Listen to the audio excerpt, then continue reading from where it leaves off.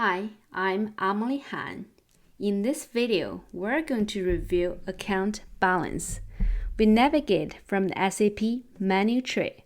Click Accounting, Financial Accounting, Account Payable, Account, Display Balance.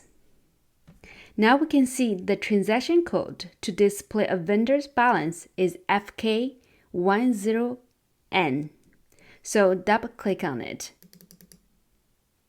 In the vendor balance display screen, in the vendor field, enter 101000. In company code field, click the match code button. We select US 00. In fiscal year field, enter the current year 2023. Press Execute button. We'll click on the Special GL tab.